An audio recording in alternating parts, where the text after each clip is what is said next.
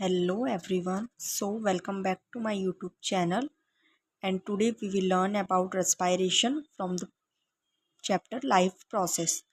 तो life process में अपन ने न्यूट्रिशन का पार्ट देखा, अब अपन रेस्पायरेशन का पार्ट देखेंगे। मींस न्यूट्रिशन में अपन ने देख लिया कि किस तरीके से ऑर्गेनिज्म ने फूड लिया और उसको प्रोसेस्ड किया।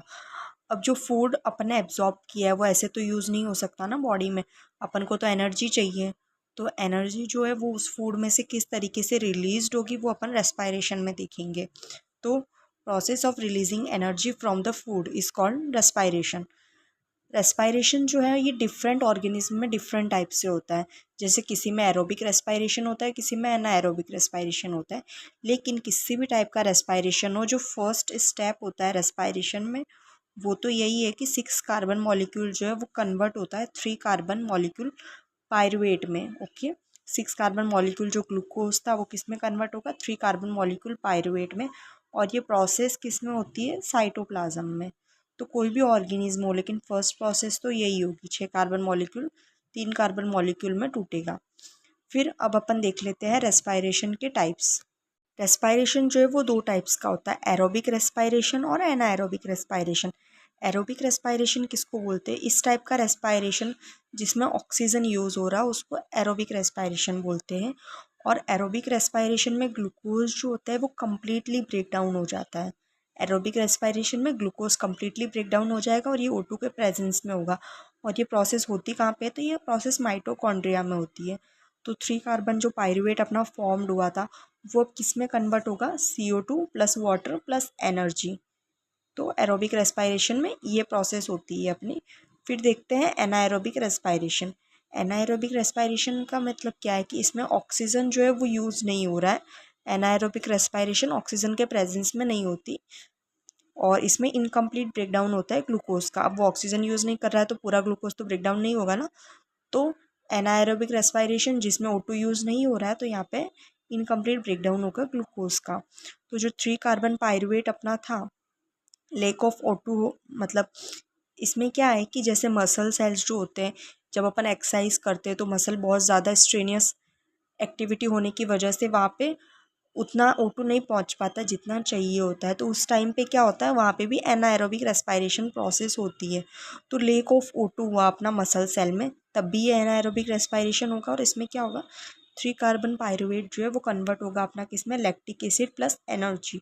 लैक्टिक एसिड रिलीज होगी जब अपन बहुत ज़्यादा एक्सरसाइज कर लेते हैं। तो जो मसल क्रैम्प्स जो आते हैं वो किसकी, इस लैक्टिक एसिड की वजह से ही आते हैं, क्योंकि लैक्टिक एसिड जो है वो अपने बॉडी में स्टोर हो जाता है। जब अपन पूरा जो मतलब O2 जो है वो पूरा अपना फुलफ़िल नहीं कर पा रहा हो, O2 की कमी आ गई हो, लेक ऑफ O2 हो गया हो, तब ये प्रोसेस अपनी होती है।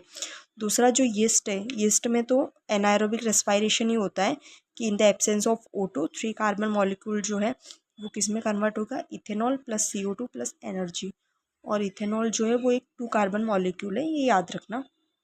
फिर जो एनर्जी रिलीज हुई है ड्यूरिंग रेस्पायरेशन, वो अपन एनर्जी भी ऐसे यूज़ नहीं कर रहे हैं, क्योंकि अपनी बॉडी को तो ATP के फॉर्म में ही एनर्जी चाहिए। अपनी बॉडी तो ATP को यूज़ करती है। तो जैसे ही ये एनर्जी रिलीज हुई, ये एनर्जी किस में कन्वर्ट हो जाएगी, ATP के मॉलिक्यूल्स में। अब अपन देख लेते हैं ह्यूमन रेस्पायरेटरी सिस्टम, कि ह्यूमन में रेस्पायरेशन जो हो रहा है एरोबिक रेस्पायरेशन, उसमें भी ऑक्सीजन कैसे पहुंच रहा है ह्यूमन तक, वो अपन ह्यूमन रेस्पायरेटरी सिस्टम में देखेंगे। तो सबसे पहले ह्यूमन रेस्पिरेटरी सिस्टम के पार्ट्स देख लेते हैं। तो नोज़ में अपने प्रेजेंट होते हैं 2 नॉस्ट्रिल्स, ठीक है। नॉस्ट्रिल आगे जाके अपना फॉर्म करते हैं ट्रैकिया, और ट्रैकिया जो है वो 2 पार्ट्स में डिवाइड होता है, राइट ब्रोंकाई लेफ्ट ब्रोंकाई। और ये ब्रोंकाई जो है आगे जाके बहुत सारे ब्रोंक्यूल्स में डिवाइड होता है, primary tertiary primary secondary tertiary वगैरह ऐसे। और फिर लास्ट में जो है अपने टर्शियरी ब्रोंक्यूल जो होते हैं वहाँ पे एल्वियोलाई प्रेजेंट होती है, जहाँ पे गैस का एक्सचेंज होता है। तो इसमें भी जब मीन्स एयर नॉस्ट्रिल्स में एंटर होती है तो नॉस्ट्रिल में अपने हेयर्स प्रेजेंट होते हैं, और बाकी रेस्पायरेटरी ट्रैक्ट में अपने थोड़ा म्यूकस प्रेजेंट होता है, ताकि जो डस्ट पार्टिकल्स है वो अपने रेस्पायरेटरी ट्रैक्ट के अंदर ना जा सके। तो ये अपने रेस्पायरेटरी सिस्टम का पार्ट से स्ट्रक्चर्स है। Now let's see the process. Within lungs, passage divide into smaller and smaller tube which finally terminate in balloon-like structure, alveoli। तो अपन ने देखा कि जो ब्रोंकाई थी वो अपने आगे जाके ब्रोंक्यूल्स में डिवाइड हो रही है, प्राइमरी सेकेंडरी टर्शियरी। और लास्ट में एक अपना बलून लाइक स्ट्रक्चर है जिसको अपन बोलते हैं एल्वियोलाई। ओके, तो एल्वियोलाई जो होती है उसकी जो वॉल होती है, एल्वियोलाई की वॉल में बहुत सारी ब्लड वेजल्स का नेटवर्क प्रेजेंट होता है, क्योंकि वहाँ पे गैस अपन को एक्सचेंज करवानी है। ओके, O2 CO2 जो है वो अपना एल्वियोलाई पे ही एक्सचेंज होता है। फिर इसमें क्या है कि जब अपन ब्रेथ इन करते हैं, मीन्स जैसे ही अपन ने ब्रेथ इन किया तो अपनी जो रिब्स होती है वो लिफ्ट हो जाती है, मीन्स रिब्स जो है थोड़ी लिफ्ट अप हो जाती है, थोड़ी आगे आ जाती है, और डायफ्राम जो होता है वो फ्लैट हो जाता है। ठीक है, तो चेस्ट कैविटी अपनी लार्जर हो जाती है ताकि मैक्सिमम O2 जो है, मैक्सिमम एयर जो है वो अपने रेस्पिरेटरी ट्रैक्ट में आ सके। इसका मीनिंग क्या है कि जैसे ही अपन ने एयर ली, ठीक है, तो रिब्स तो अपनी आगे होती है तो वो आगे लिफ्ट अप हुई, और ये नीचे अपने डायफ्राम प्रेजेंट होता है ऐसे, इस टाइप का डायफ्राम प्रेजेंट होता है। तो जैसे ही अपन एयर लेते हैं तो ये डायफ्राम जो है ये अब अपना स्ट्रेट हो जाता है। स्ट्रेट होने के बाद में पहले इतना ही स्पेस था, मीन्स अपने थोरेसिक कैविटी का, और अब अपना ये स्पेस जो है वो बढ़ गया है ताकि मैक्सिमम एयर जो है वो अपने रेस्पिरेटरी ट्रैक्ट में आ सके। तो ये अपन ने देखा कि रेस्पिरेशन के टाइम पे क्या प्रोसेस हो रही है।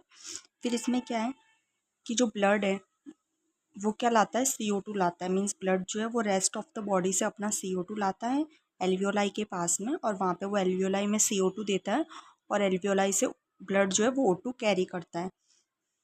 O2 in the alveolar air taken up by the blood. Okay, फिर क्या होता है जब ये एयर का एक्सचेंज होता है तो कुछ अमाउंट में जो रेजिडुअल एयर होती है वो एल्वियोलाई में प्रेजेंट होती है, बिकॉज अगर कुछ भी एयर नहीं रही तो एल्वियोलाई तो अपनी कोलैप्स हो जाएगी ना, एकदम बंद हो जाएगी, तो वो तो नहीं होगा।